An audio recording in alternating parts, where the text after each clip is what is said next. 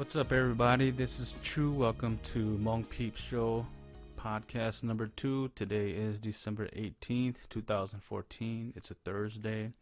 I forgot to mention the very first podcast I did. It was actually recorded on December 16th, 2014. So this is the second one. If you haven't done so, check out my website. It's Hmong Peeps. I was going to say Hmong Peeps Show, but it's actually just hmongpeeps.com. Sign up, be a member. You can access a lot of great content. I'm going to also be posting these shows onto that website. I've already created a YouTube channel, so more details will soon come for you guys. So today's show, I'm going to be talking about shadow people. A lot of you out there listening, you've seen shadows, I'm sure, or you've seen things dart at the corner of your eyes, but when you turn around and look, they're gone. They are that quick. Now, shadow people, they don't necessarily have to come in the form or shape of a person. They can come in the forms of pretty much anything they want to. However they want to manifest, they'll do it. What I've seen the actual full figure of a shadow person. I've seen little shadow figures that are, when I say little, they're like childlike. And then I've seen just balls of shadow. I've seen, one time I was doing a reading for this older gentleman. He came to me and he said he's been, like, out of nowhere, just started to have these uncontrollable aggression, very irritable, and just not feeling well overall. So he came to me for a reading to see what was going on. And as I started the reading, I saw the shadow figure show up and manifest itself. It didn't manifest itself in front of me or him, but it manifested itself in the corner of the room that we were doing the reading. Now, this shadow figure, it wasn't of a human or any animal. It was just like a blob, like almost a block of dark mass. And it was in the corner of the room, and I saw hands coming out of it, like reaching, wanting to get its hands on one of us. I'm sure it wasn't trying to get a hold of me, but I think it was trying to get a hold of the guy that was asking for the reading. So these shadow figures, they can manifest in any shape or form that they want. What I think of these shadow figures is there's really nothing good or safe about these things. Every time I've seen one, I always get the creeps. It's never a good feeling. And I've seen the shadow people. One time I saw the shadow figure right next to my bed, and then I got, as the scientific term for this is, sleep paralysis. It didn't have a human form. It was just a very tall, big shadow mass in the corner of my bedroom, and once I moved my toe, it jumped on me right away. And a lot of you out there who have frequent experiences of quote-unquote sleep paralysis, some people call them night terrors. When you mature, for the most part, a lot of people have a sense of not being alone. Something's in the room with them, or if they see anything, they will usually see a shadow figure. And in some cases, they actually see a full apparition of the entity, whether it's in a human form or demonic form. They will actually see the full manifestation, apparition, come towards them, climb on their bed, and sit on them or do something to them where they are paralyzed. I don't want you guys to be freaked out about this show. I'm not trying to scare anyone. I'm trying to create awareness of shadow figures from my experiences and my understanding of these entities. So if you are getting scared, feel free to turn this off. but I don't have any intentions of scaring people. It's just I want you guys to understand and feel and know that you're not alone when you're seeing or experiencing these shadow figures, okay? So what are they? Again, as I said to you guys earlier, I've never had any good experiences with shadow figures. Whether I just see them, they notice me, or I'm doing a reading and then we notice each other, I've never had a good feeling about these entities. If you think about seeing an apparition, let's say a full body apparition of a ghost or a spirit, sometimes you'll notice that you're not scared. You just are aware that the entity is there, and then you may not be as afraid. But when you see these shadow figures, I think you can agree with me, a lot of the times you're like, holy crap, what is this thing? And then you start feeling very, very scared. So these shadow figures, they can be, most of them are just demonic, okay, from my experience. I don't know of any, and I've never heard of any person who's crossed over to the other side, and then instead of being in a spirit form as how they left their body, I've never heard how they've come back as a shadow person. Now, it's possible where if they cross over, and let's say before they crossed over, they had a lot of issues, let's say demonic issues, they had a lot of mental health issues, they were very violent, they were just a bad person. It's possible that they carry that with them when they cross over, and once they're over on the other side, those traits, characteristics stay with them, and then they just transform into something demonic, such as a shadow person. That's possible, and I've heard some people do that, where they go over on the other side. I mean, they didn't come back and tell me, but I can sense that once they got over, they transformed into a dark entity. Now, some of these shadow figures, they were never in human form. They were created somehow. I don't know really. There's not one single answer to say how do things become shadow entities. There's no single answer for it. Although they do have a common denominator, which is, to me, again, my experience, they're evil, they're demonic. So I think the demons, when we talk about Da and ghosts or monsters in our native language, native tongue, Dana, when we talk about that, and we talk about the bad ones especially, they are, most of them are shadow people as well, shadow figures. And again, I don't know how a lot of these are created, but my understanding from what I'm told is these things are created either because somebody who was living, let's say somebody who had spiritual abilities, they know how to cast out spells, or they know how to summon spirits. Some of these energies that are being created at the time of them doing the spells or creating just bad energy, that creation creates these shadow entities. Okay?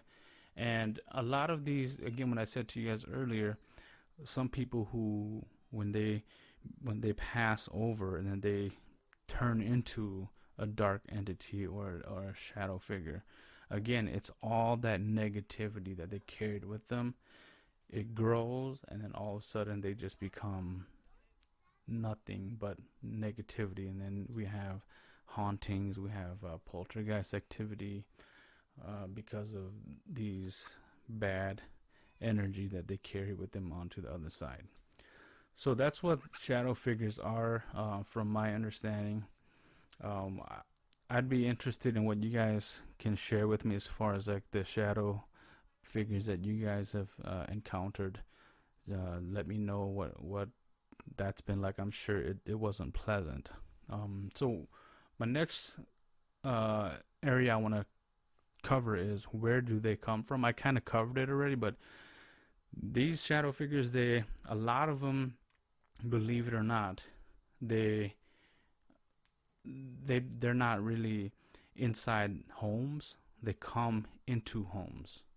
Now there are, I guess you want to call exceptions, where the bad energy that was created at one point started in the home, hence creating this energy and this entity. So there's those situations, but I've been into neighborhoods where I can just sense these shadow figures just hiding behind trees. That's why I think in the first podcast I mentioned I don't like going into the forest, because I sense all eyes on me, and it's because these shadow figures, they like to stay in the darkness, and they like to hide behind trees, and just basically wherever is dark, that's where they kind of linger. And then when they have the opportunity to, they can either follow you home, otherwise known as attaching themselves to you, and then you got a huge problem on your hand at that point. So a lot of them come from the outside of the property into the home. Okay, I rarely hear about people who have a shadow figure attached to them and it's visible to everyone else around them. It's rare. I don't think I've ever met with anyone who said to me, "True, I have a shadow entity that's attached to me. Can you see it?" I don't recall ever experiencing that. But so that's where they come from. Just be aware when you guys are going into a very scary place. Even at funeral homes, they're there. They're everywhere. So pay attention to your gut feeling. If you start feeling scared, you don't want to go someplace, don't go. And if you're there and your gut feeling says go home or get out of there, just do it. Don't try to tempt or make those shadow figures be more interested in you, okay?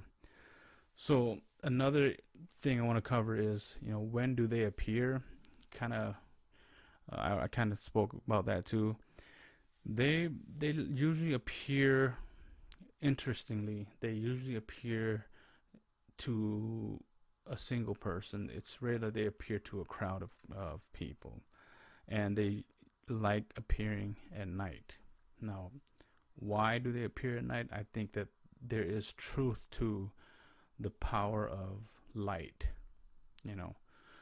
Light is positive energy, darkness is negative energy. So when it's during the daytime, you rarely will see them appear, but there are rare occasions where the shadow figure will appear to a person in daylight, but again, most likely inside the home.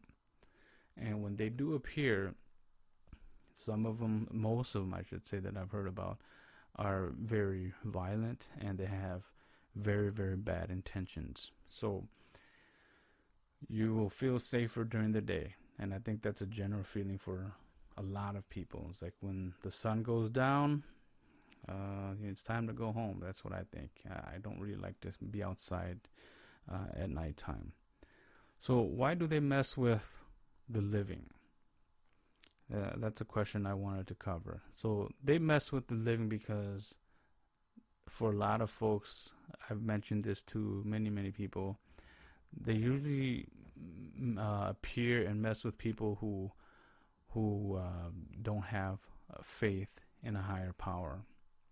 Again, it doesn't have to be in God. I'm not trying to convert anybody here, but this is just an example.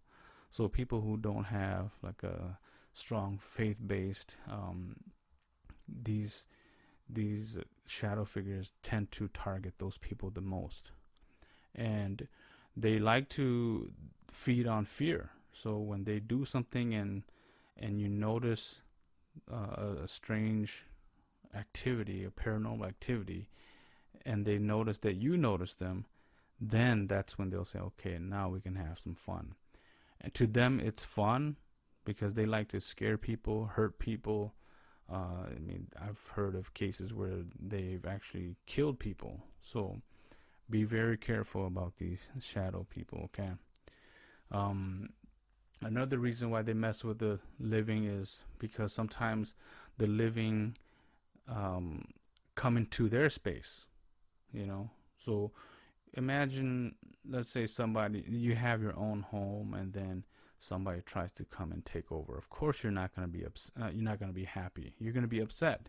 You're going to feel violated, and you're going to feel disrespected. So you would most likely do what you need to do to defend your territory. Okay, so some of these shadow figures that tend to attack or make the house noisy for the residents, it's because they have moved into a home where these shadow figures have lived there for so long, and then to have some new people come in and invade their space, they're going to have something to say or do about it. And then that's when they start to mess with people. And the message is just more of, get out of here. You know, don't be here. We don't want you here. Now, there are going to be some shadow people out there who want to take it to the next level. Instead of scaring them, they're going to actually physically hurt them or potentially even kill them. Okay? So that's why they mess with the living. Just be very careful. Be aware of your psychic radar or your spiritual gifted radar. If you feel unsafe, please leave the area. Okay? So how do you get rid of these shadow figures? It's kind of tough to say. There are such things as exorcisms. There's things as protection material, such as stones or pendants. And I mentioned this before in the first episode, where a lot of Hmong folks who still practice shamanism, they have these strings around their wrists, neck, ankles. So they kind of use that instead of that's more of like not actually getting rid of anything, but it's more of a protection. So the shadow figures might still be in the area, but won't mess with them anymore. Okay. Now, getting rid of these things, again, it's not easy because it depends on how strong and how powerful that entity actually is. So don't try to bite more than you can chew. Okay, if you feel like you can get rid of it through prayer or however you do your cleansing, if you feel strong enough, go ahead and give it a shot.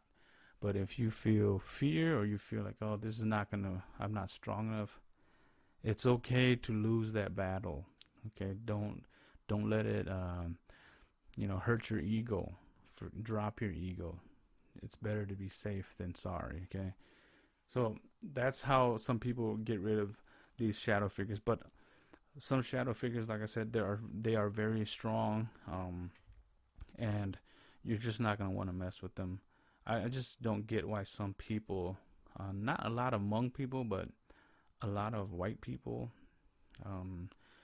whether they believe in the supernatural or not, but when they move into a new home, they start feeling total entitlement to that property.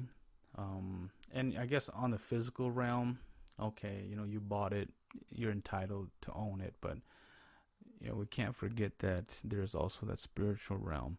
And I see a lot of these, white people who move into a haunted house. There's shadow figures, there's full body apparition entities, there's spirits, ghosts, whatever you want to call them. And these people will put their foot down and make statements like, "This is my home. You got to get out. You don't belong here. I bought this place. It's mine now." Something just doesn't sound right about that when I hear these statements from these people. It's like,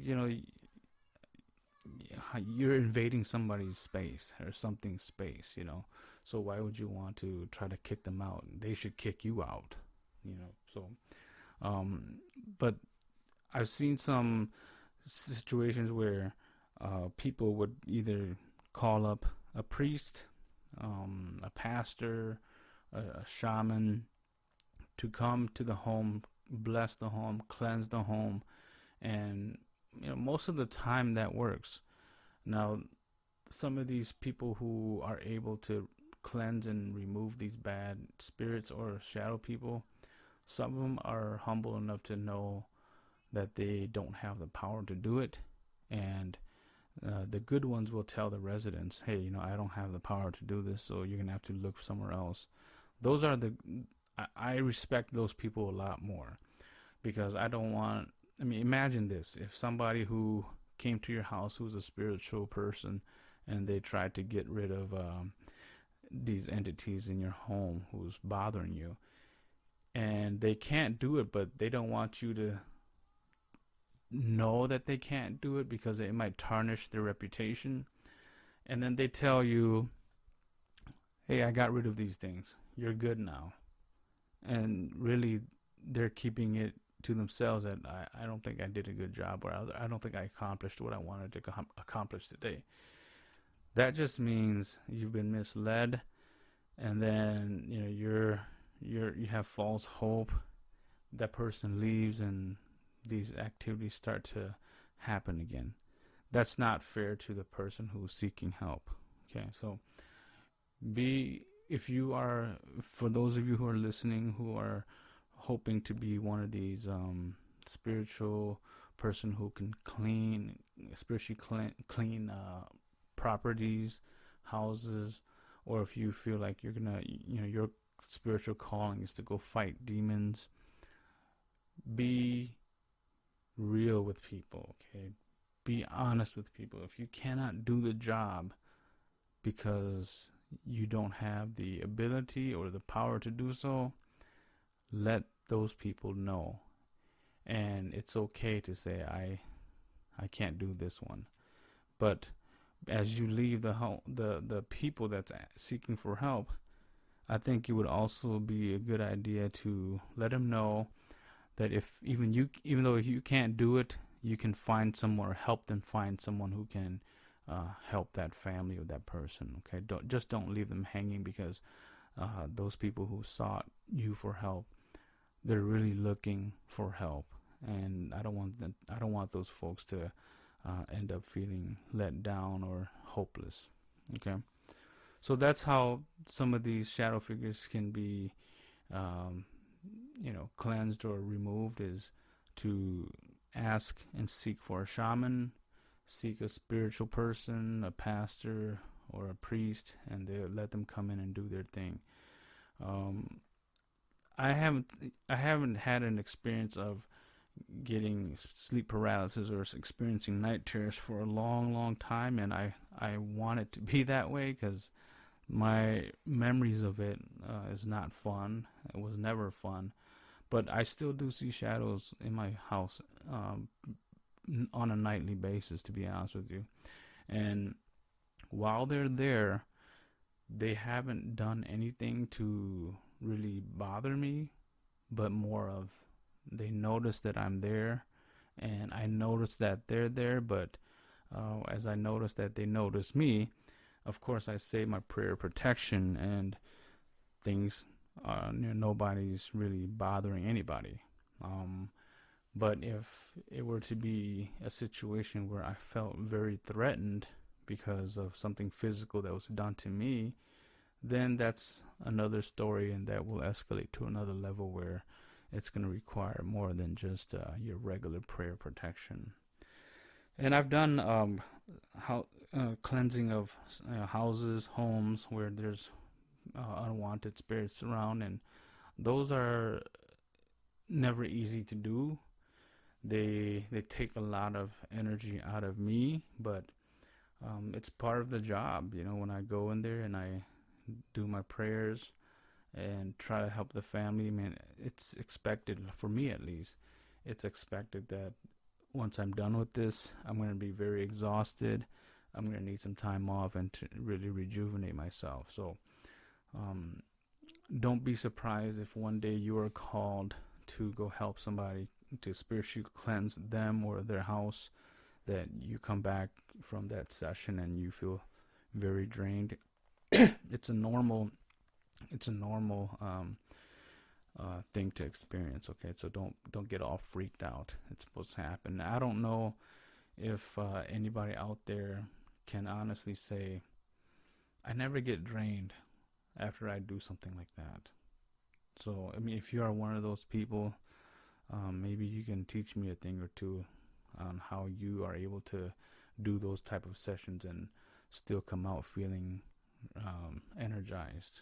Okay, let me take a drink of water here. Excuse me. Okay, so that's what I wanted to talk with you guys about today and share with you a little bit of my experiences. If you're experiencing shadow figures in your house and they're bothering you, I think on our page there are people who are very spiritually gifted. They will be able to provide some insight for you to figure out how to get rid of these things. And if I see your post, if I catch it, I'll give you my 2 cents, and hopefully things will calm down on your end. Okay, so that's it for tonight's show. I will have another show coming up very soon here. I don't know if I mentioned this last time, but I'm in talks with some Hmong ghost hunters. So that's a very exciting show. I can't wait to meet these dudes and do an interview to see what their experiences have been like, and I'm sure you guys will also be interested in that as well. I forgot to mention this the last time. If you have some type of spiritual abilities and are willing to share it, please contact me and I'll figure out a way to I'm going to ask you to see if you want to share your experiences with the world, and we'll do a podcast show together.